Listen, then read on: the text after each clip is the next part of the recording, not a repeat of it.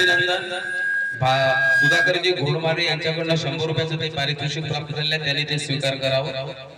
त्यानंतर कार्यक्रमाचा हे शेवटचा पर्व म्हणजे आभार प्रदर्शन करण्याकरिता येत आहे प्रफुल्ल नारनोर.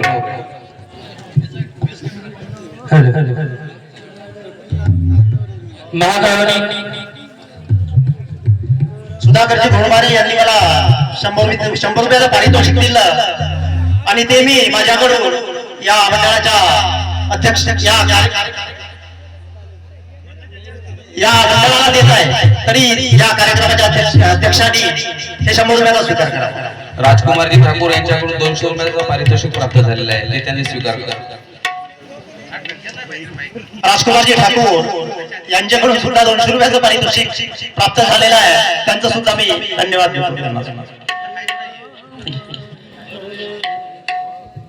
अरुणजी देवतळे यांच्याकडून 100